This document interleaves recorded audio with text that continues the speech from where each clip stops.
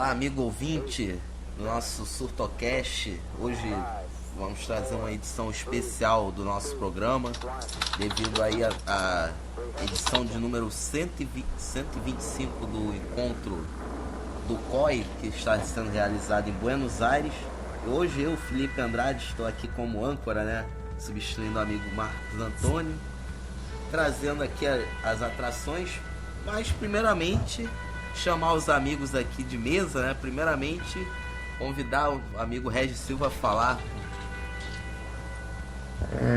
Boa noite a todos, bom dia, depende da hora que você ouvir, escutar. Pois é, amanhã começa provavelmente a mais importante das seleções do COI, né, lá em Buenos Aires. Muita coisa para se decidir. A gente vai discutir aí a questão, o que de mais importante vai rolar lá na capital argentina. Do meu outro lado aqui, o nosso amigo Rodrigo Huck. Fala E aí, aí, Rodrigo. Felipe. Fala aí, Felipe. Olá a todos. É verdade, uma sessão recheada, né? Aqui do lado do Brasil, lá na Argentina. Então é isso aí, vamos discutir tudo isso. É isso aí, Rodrigo. E para começar com o primeiro tema, né, que vai ser votado lá em Buenos Aires, né? Estamos tendo por esporte, né, futuro presidente do COI, e também temos outro assunto, né, Regis? A escolha, claro, que provavelmente a mais importante, até mais importante do que a escolha do presidente que vai substituir o Roque, que é a escolha dos Jogos de 2020. Pois essa é outra coisa. Que é a mais importante. Pois é, e 2020 vai ser, como o pessoal vem falando, né? Vai ser diferente porque normalmente quando você vai Jogos Olímpicos, aquela coisa, muito dinheiro, instalações gigantes, muitas obras, às vezes desnecessárias, dependendo do país. Mas desde Londres já começou a mudar um pouco, né? Com a questão de reaproveitamento, de estruturas, por exemplo. A arena do basquete foi provisória em Londres. Lá na Parque Olímpica foi toda desmontada, doada. Ou mesmo a questão tem o polo aquático. A arena do polo aquático também foi toda desmontada depois de ter as competições. Ou seja, amanhã vai ser mesmo o Rio de Janeiro ainda está um pouco assim, mas o Rio e Brasil é aquela coisa. O Brasil é outro mundo, outra questão.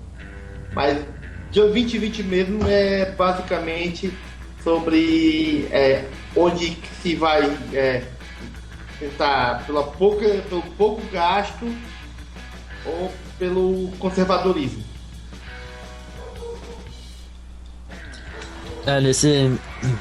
Nessa perspectiva de mudança, né, a gente já vê o Brasil realmente vai destoar um pouco dos outros países nessa mudança mesmo. A gente vê o Brasil no hemisfério sul, e para 2020 volta para o hemisfério norte, e vemos 3 cidades um pouco distintas, né? Tanto no momento econômico delas, quanto cultural mesmo. Então vai ser bastante interessante essa questão para ver qual país eles escolherão. E eu vejo como aberta ainda. Tóquio se apresenta como favorita, né? Nas casas de apostas e também para vários especialistas. Mas Madrid, né? O jornal da Espanha, tudo bem que não dá para relevar a imparcialidade espanhola nos jornais, né?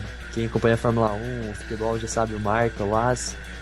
Então eles puxam a sardinha, mas o jornal anunciou esses dias que Madrid que eles teriam contatos que afirmam que Madrid já levaria logo no primeiro turno, né? Como falam, com mais da metade dos votos. Eu já acho que Tóquio possa ser a favorita, né? Aliás, que possa sair desse congresso, sair com o direito de sediar Jogos de 2020, talvez. Porque pelo momento econômico, né? Tóquio, o Japão não está em crise, né? Tem um momento econômico bom e também assim, não passa por crises assim internas, assim, tipo crises sociais, como no caso de Istambul, né? Recentemente tivemos vários protestos que inspiraram até o Brasil, né? Os protestos na Turquia, e eu acho que provavelmente Tóquio, né, possa aí levar essa vaga, porque Madrid também tem os seus problemas financeiros, enfim. Eu apostei Tóquio, né? Tanto é que vai sair no Surto da Cara pra Bater, sessão aí de apostas da nossa equipe de editores. Acho que provavelmente Tóquio leva essa. E é isso. Eu também acho que é Tóquio. Só que é bom observar que Tóquio não tem um problema financeiro, mas ele tem um problema que é Fukushima, né? São o problema nuclear que aconteceu a mais de 200 km de Tóquio, mas mesmo assim fica com esse pé atrás, se não pode prejudicar em Tóquio, né mesmo? O governo de Tóquio garante que não tem esse problema. Outro risco que afeta bastante são os terremotos, né? Não são descartados durante as Olimpíadas terremotos, mas isso aí já tem uma estrutura boa, mas creio que quem vem de fora não é acostumado com isso, realmente fica aquela sensação de insegurança. Mas eu também acho que Tóquio, se não fosse problema, era só entregar, né? Tudo bem que eles vão lutar por culturas diferentes, mas de forma estrutural, Tóquio realmente é isso. Não, eu concordo com vocês. Você pegar no macro da coisa, Tóquio, obviamente, vai. No CTPM, né? CTPD, condições de temperatura padrão. O normal é Tóquio vencer. Todo mundo aposta. É o que. Por causa justamente que o Rodrigo falou, né? Que Tóquio não está em crise, tem dinheiro, é algo mais estável. E tem mais essa questão de Fukushima. Mas também tem a questão de que Istambul ficou muito enfraquecida com os protestos que aconteceram em junho. Que teve lá na Turquia, vários protestos, a repressão pesada da polícia.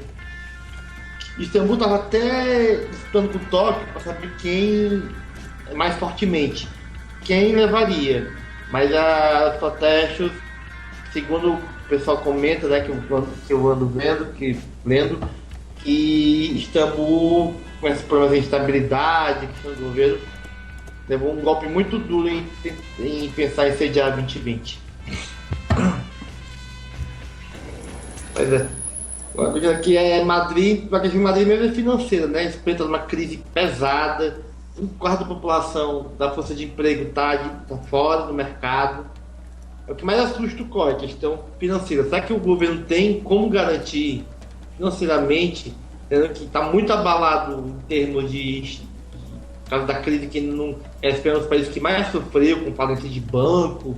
Se for pela parte esportiva, não tem, né? Tem Nadal, tem a equipe da Espanha de basquete, futebol campeão mundial, muito forte. Se for pela esportiva exclusivamente, Madrid talvez seja a escolha até mais forte. Mas como sabemos que nem sempre é isso que prevalece, tem a questão financeira, né? Talvez esse é o calcanhar de Aquiles da candidatura. Mesmo apesar que Madrid dizendo que tem mais de 80% já pronto do jogar competição e disputa. Tanto que até o Atlético de Madrid, né? Tem o Vicente Caldeirão que está construindo o estádio olímpico, né? E se Madrid ganhar, o estádio olímpico do Atlético vai ser abertura, encerramento e atletismo. E é interessante também que tanto Tóquio quanto o Madrid, eles falam em projetos ultra compactos, né? Das sedes Vila Olímpica. Madrid, que se auto-intitula como as Olimpíadas mais compactas da história, né, caso ganhe, mas Tóquio também propõe isso, e o sistema de transporte de Tóquio é extremamente eficaz, segundo a organização. Também é isso que a gente vê na televisão, quando fazem matérias lá, sempre exaltando o sistema de transporte público em Tóquio, e é outro ponto a favor dos japoneses. Tem toda uma estrutura, né? Tanto por causa das Olimpíadas de 1964, né? Quanto também sobre isso aí também que o Rodrigo falou. Eles têm toda uma estrutura de transporte, hoteleira, enfim. Eu acho que isso também pende um pouco para Tóquio, porque Istambul Istambul vai ter que construir várias coisas do zero, né? Porque não é uma cidade assim acostumada assim, com grandes eventos do tipo olímpicos. Madrid, mais ou menos. Eu acho que Tóquio tem tudo aí para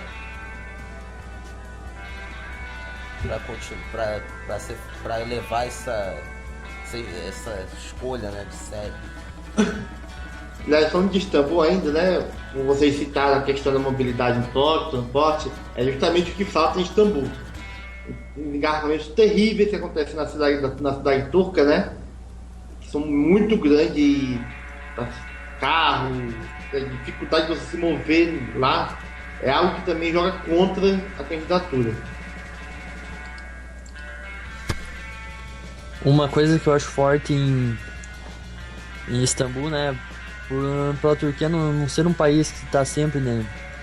Tá sempre no cenário mundial dos esportes, né? Então pode ser alguma coisa para eles querem mudar. E Istambul já, na bolsa de apostas inglesas, Istambul aparece na frente de Madrid, inclusive, né? Só perdendo para Tóquio.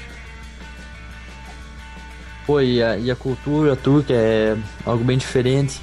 Então, se alguém quer inovação, a escolha vai ser Istambul. Eu acho que o que pende contra Istambul é realmente a questão social, né? Lá dessa... Tudo que aconteceu aí nesses últimos meses é o que eu acho que pende contra Istambul, porque financeiramente Istambul tá bem. Se bobear até melhor do que Tóquio, enfim. E também tem a questão da popularidade para com a população, que a população das três candidaturas é a maior porcentagem, né, de gente que apoia a candidatura turca à sede dos Jogos Olímpicos. Isso foi um ponto bastante batido para a série de 2016, que sempre ficavam falando da popularidade do Rio entre os habitantes, de Madrid, de Chicago. E é um ponto para se observar também para 2020, né? Verdade. E a questão também contra Istambul, não estou perseguindo Istambul, são questões que aparecem de verdade. Os casos de doping, tiveram dezenas de casos de doping na Turquia. Também depois contra, porque mostra uma falha no esporte. Ele não consegue controlar doping, vários casos. No atletismo foi bem uns 30, se não me engano. Aí fica difícil de você querer sediar a competição esportiva com a falta toda de controle de doping.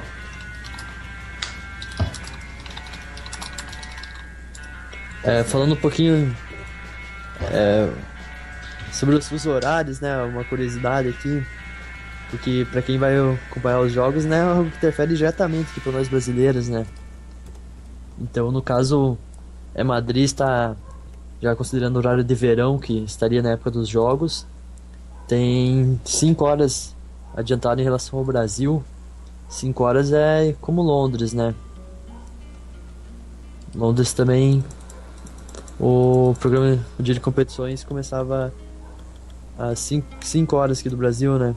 Então no caso lá eram 4 horas. E aqui em Madrid serão 5 horas adiantado. Já Istambul, eles pegam 7 horas 6 horas adiantados com o horário do verão. E Tóquio 9 horas. Tóquio seria a Olimpíada da madrugada, né? Como já aconteceu em Pequim. Sydney. Não, Tóquio são 12, não? São 12?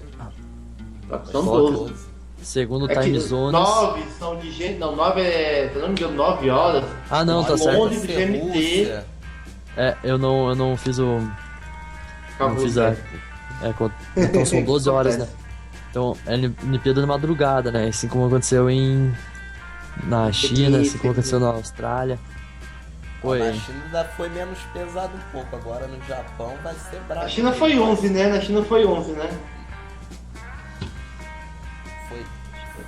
Deve ter sido. De qualquer jeito atravessa, né?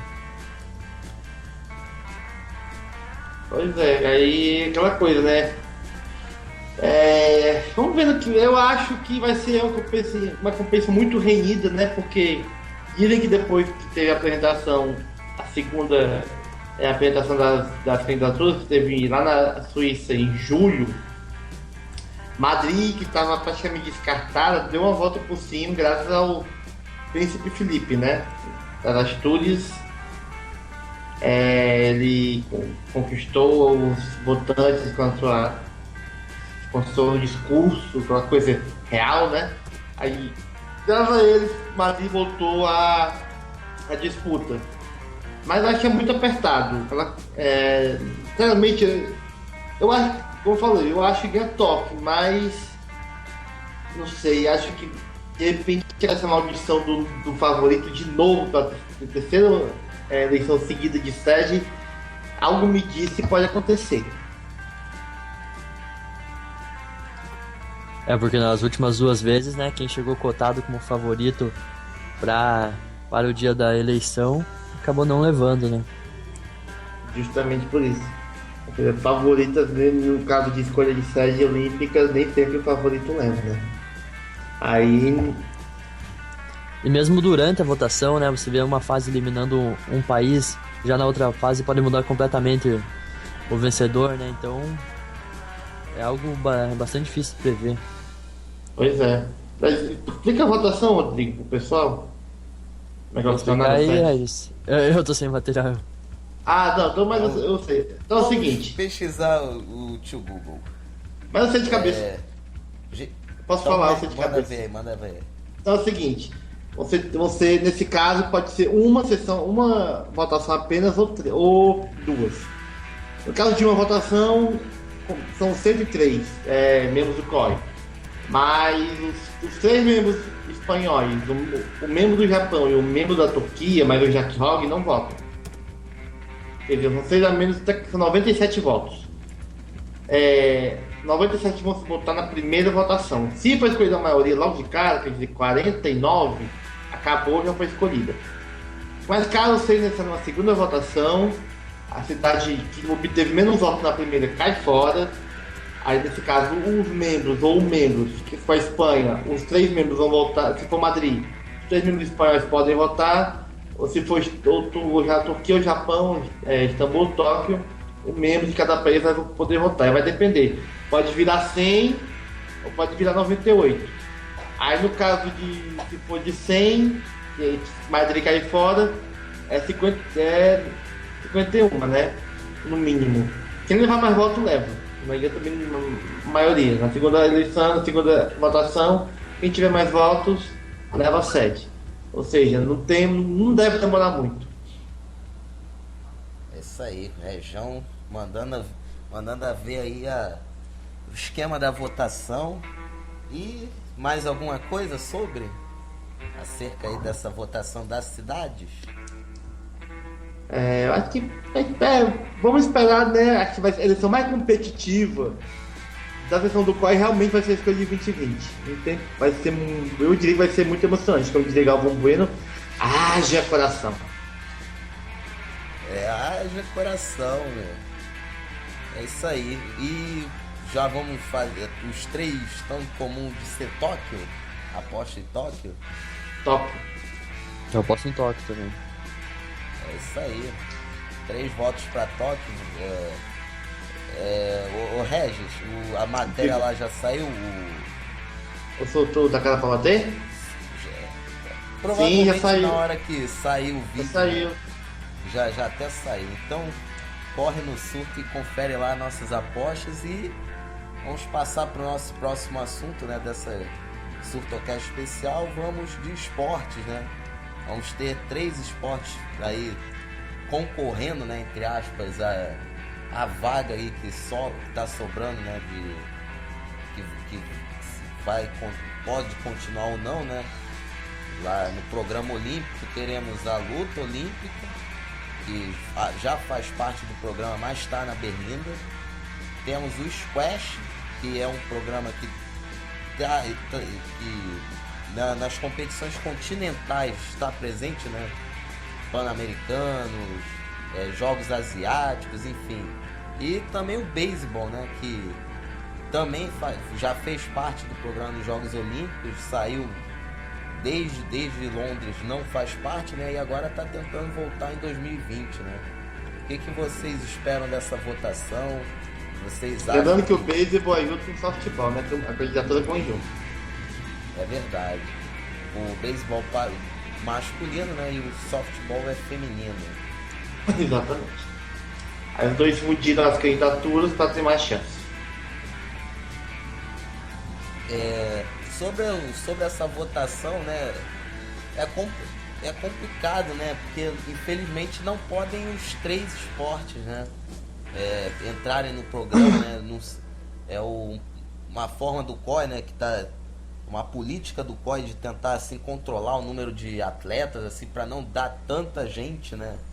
Nos Jogos Olímpicos, eles costumam fazer essas votações, né? De excluir um esporte, enfim. Talvez se eu tivesse lá, acho que eu votaria na luta, né? Pela tradição, né? Que a luta tem desde 1900, né? Desde 1896. 1896, né, Regis? Só ficou de fora em 1900. Ah, isso. Desde a primeira edição dos Jogos Olímpicos, a luta esteve presente e agora estão tentando tirar, né? Dizem, a justificativa seria por conta da baixa popularidade, né, em relação aos outros esportes. Mas também, se for levar em conta, o squash também não é popular, né? Se for ver dos 3, o mais popular é o beisebol, né? Pela Estados Unidos, Japão, os países do Caribe. Pois é, mas a questão do squash, muitos veem como esporte de elite. Aquela coisa, você não vê todo mundo com dinheiro para comprar a roupa adequada, raquete e jogar em clube de squash, né?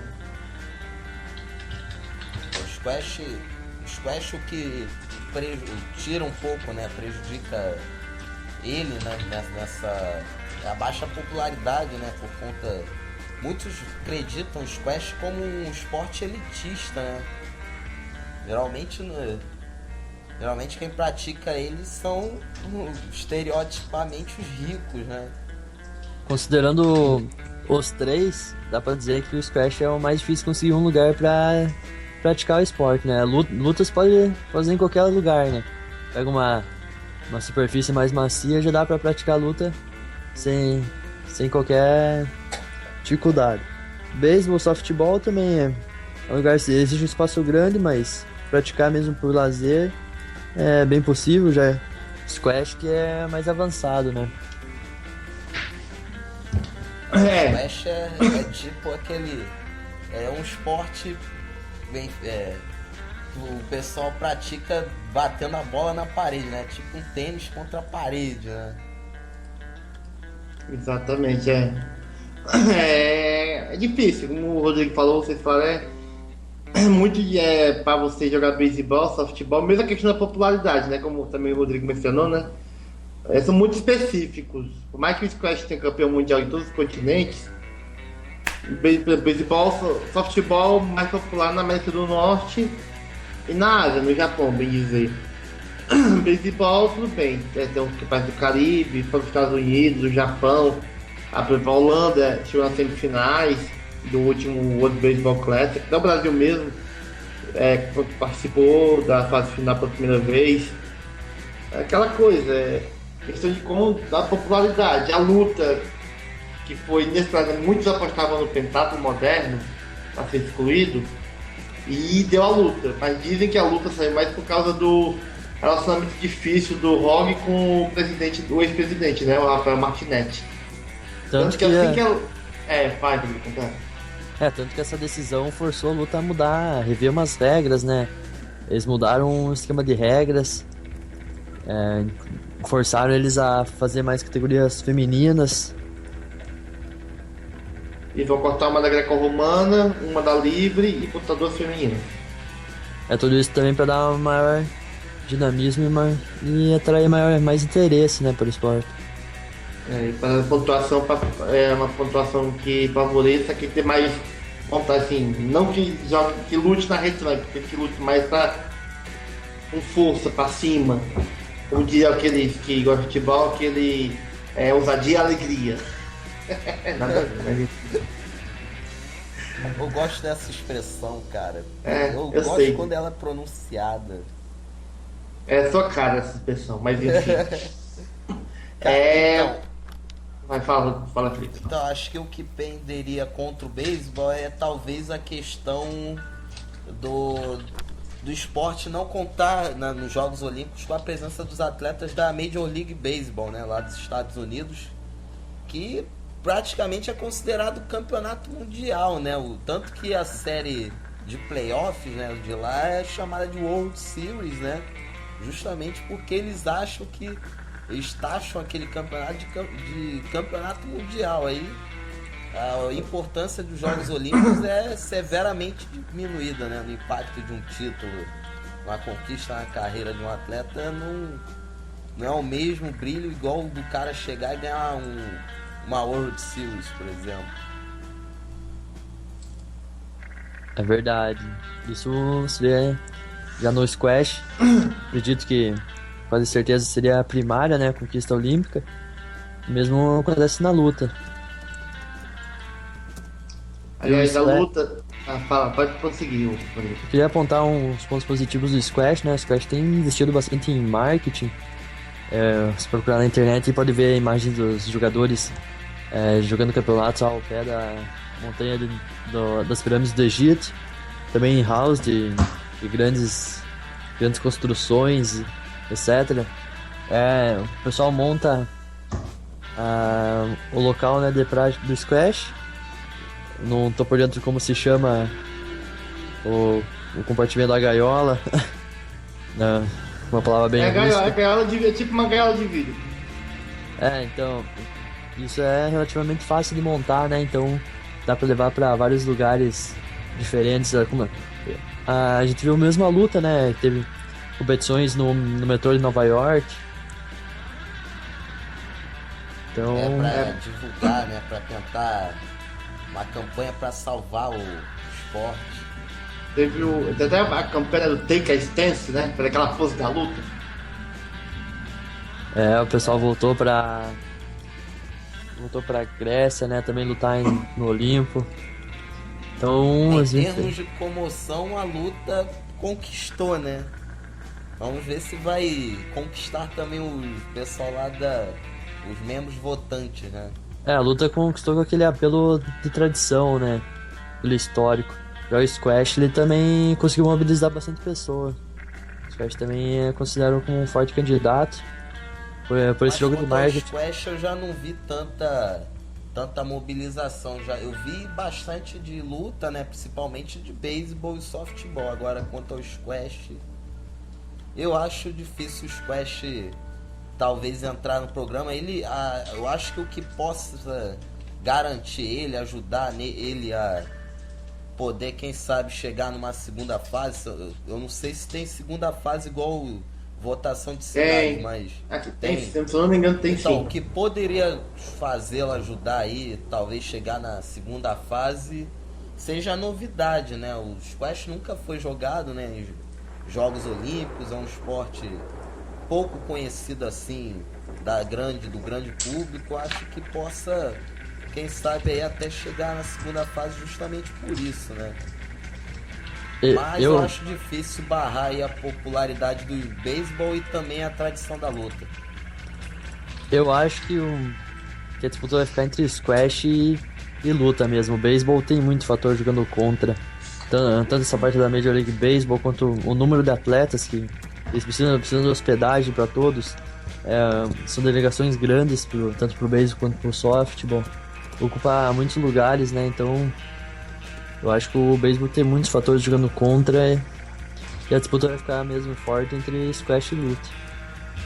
Aliás, eu tava até um post no surto, né, que eu fiz sobre a possibilidade de que não necessariamente quem perder no domingo vai demorar mais tempo para voltar. Porque estão se especulando que depende do novo presidente, ele pode, quer dizer, não necessariamente querer compartilhar a ideia do Jack Hogg, que é reduzir. Ele pode até incluir mais esportes, aumentar, que não necessariamente ser 28 o limite. Aí, Então tem um boato de que quando, mesmo quem perder domingo, pode de repente entrar no programa da famosa pela janelinha. Mas aí é boato, né? Pode depender, pode ou não pode acontecer.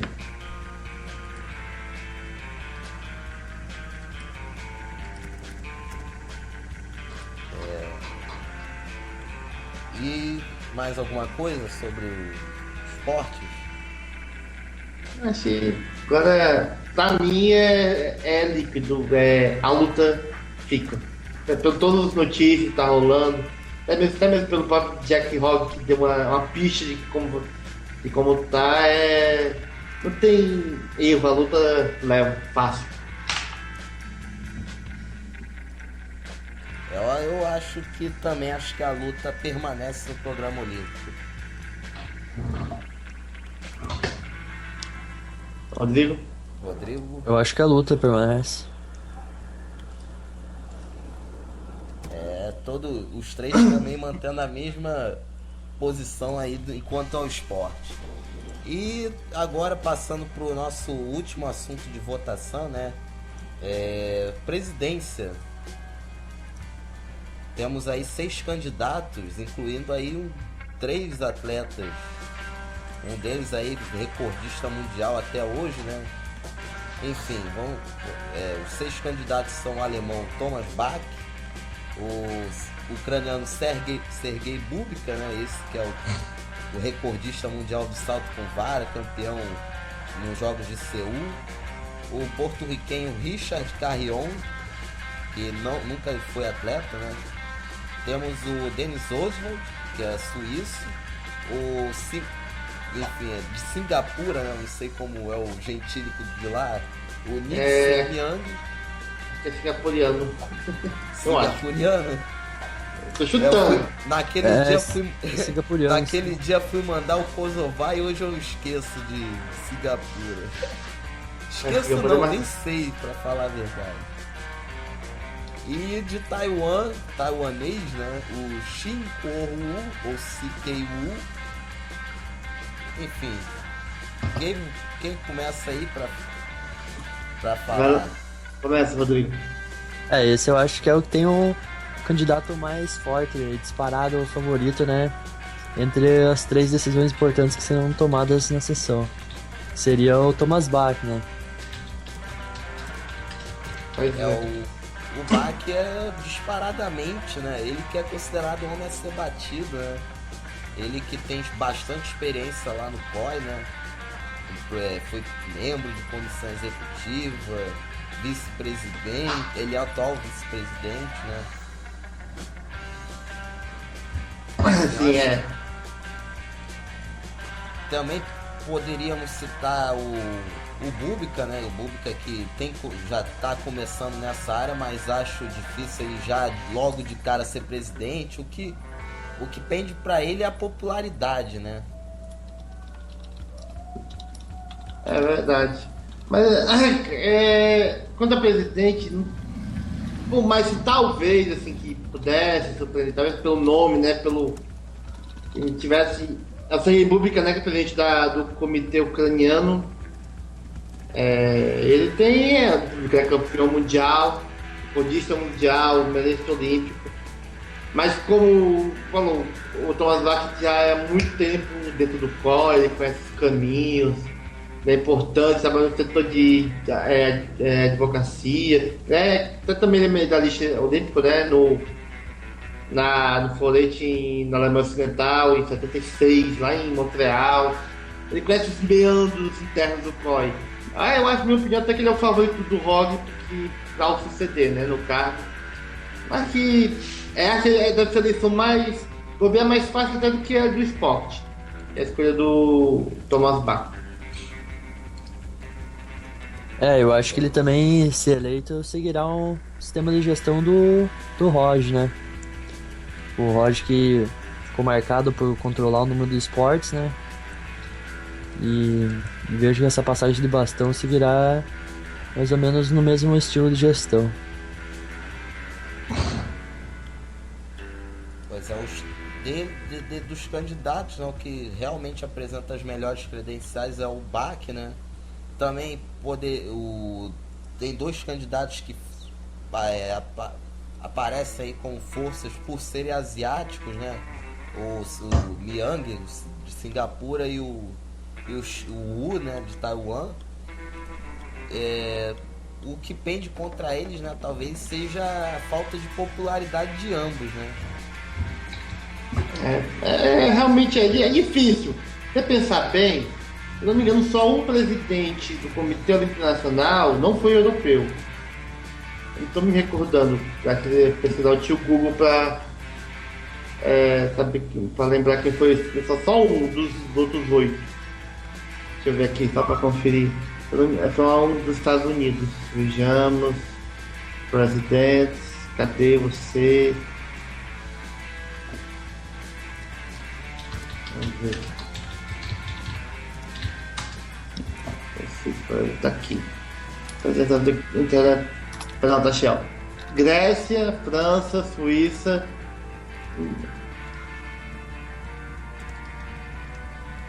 Grécia, França, Suíça, Bélgica, Suécia, Estados Unidos, Irlanda, Espanha, Bélgica. Aqui não precisa dizer nada, só um foi americano. Dos candidatos atuais, dois asiáticos, um é da América, né, que é o Carrion, que é do setor financeiro, e 3 da Europa, que é o Oswald da Suíça, o Bach da Alemanha e o Kubica da Ucrânia. Quer dizer, digamos que não é simples você mudar o centro do poder no órgão como que é o principal esportivo da Europa para a Ásia. É difícil.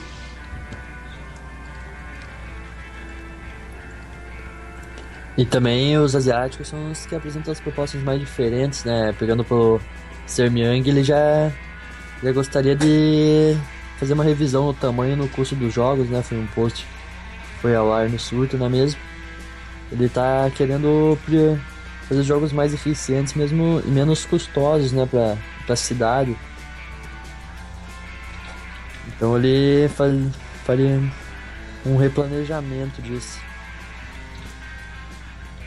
E o quer levar os jogos pra África, né? Tem essa ideia. Essa proposta de campanha, mas eu acho que não será bem aceita pelo resto do mundo, né? Pois é. Acho que o pessoal lembra como foi os jogos, a Copa do Mundo da África, né?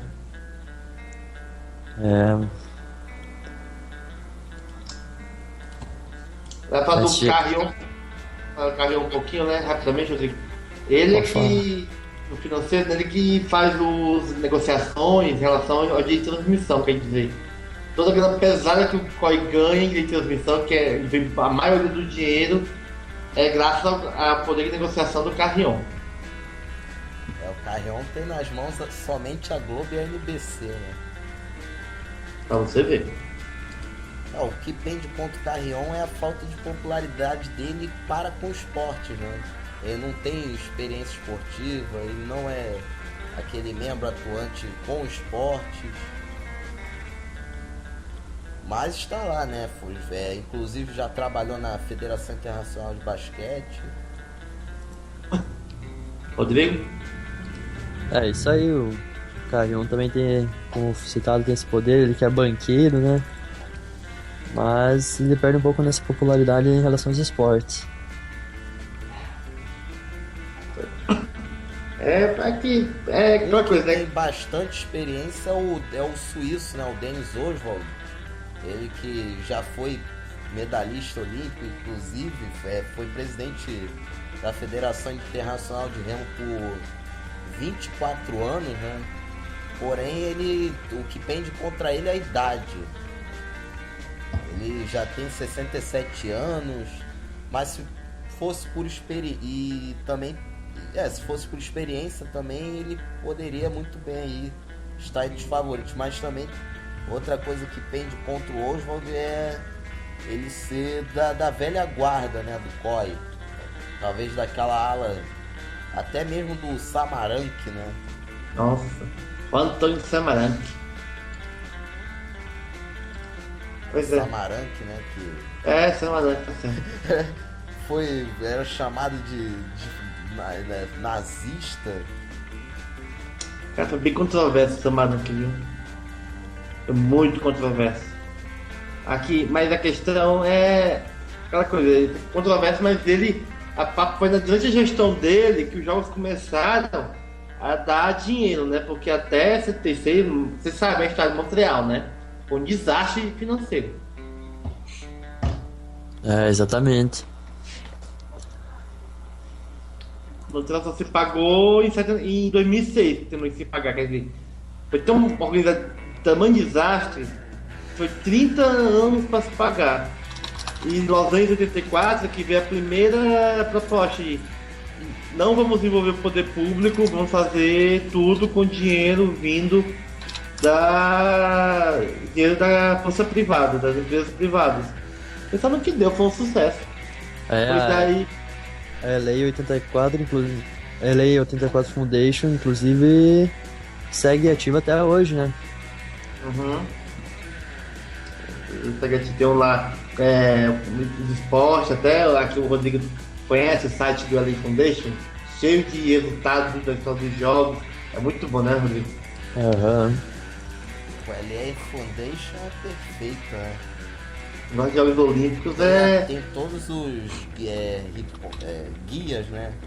Pós-Jogos Olímpicos, resultados, relatos. É um negócio fenomenal mesmo, pra quem gosta disso.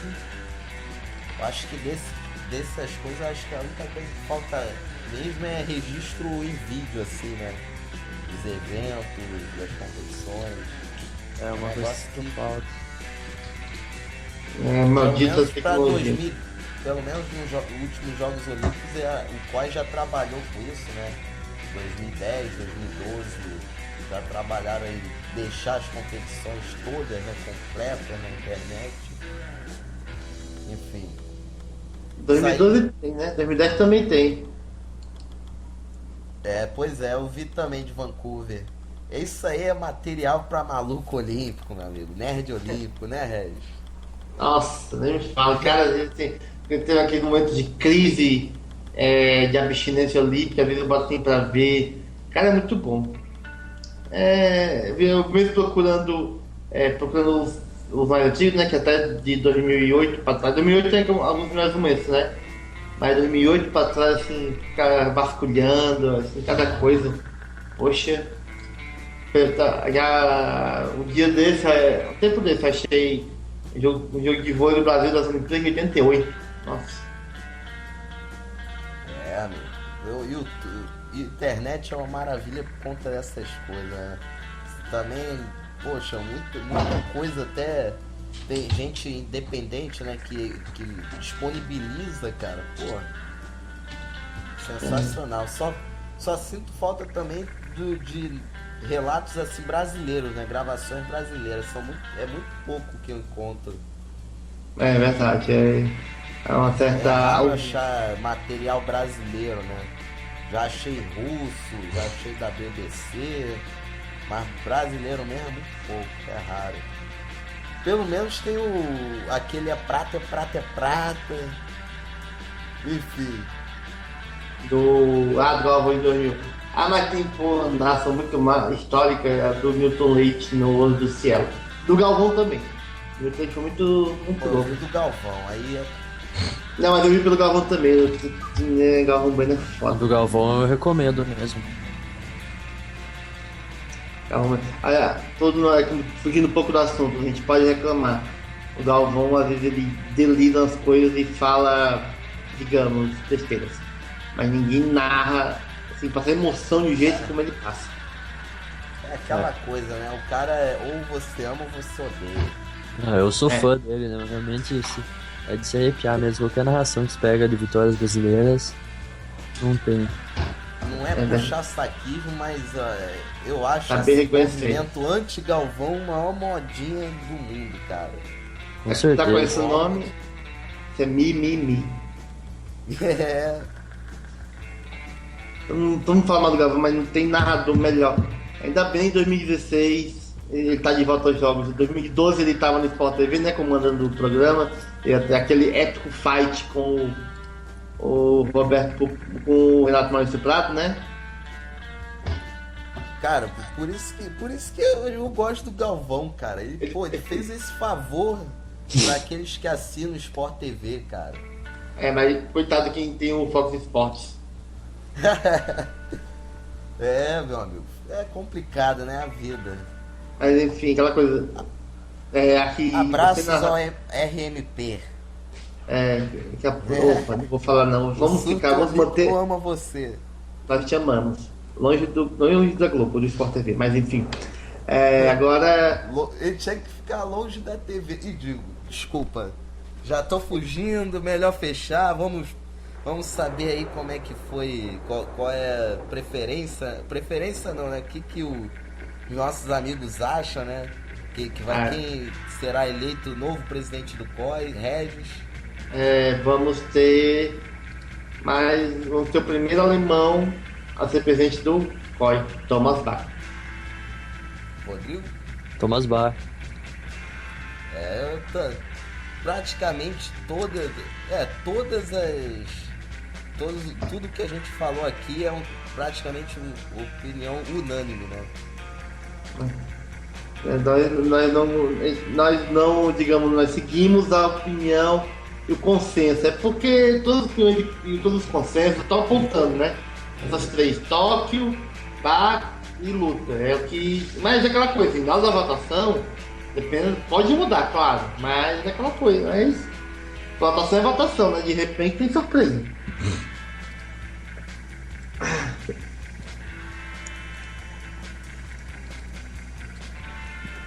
Pois é, e agora temos alguma coisa a mais fora também da votação para incluir, ou podemos passar a régua de vez? E podemos passar essa régua aqui para esperar, né, para ver o que vai acontecer, e não podemos passar a régua. Então, enfim, é isso, amigos ouvintes do Surtocast. Tivemos uma edição especial, curtinha, mas bem explicativa, né, sobre o congresso de número 125 só lembrar, do COI, rapidinho, né? Só lembrar da questão da votação, também se aplica ao da presidência, né? Vão ser 5 rounds, ou se tiver maioria absoluta. Ou então vai eliminando 1, 5, 4, 3, 2, até sobrar o mais votado.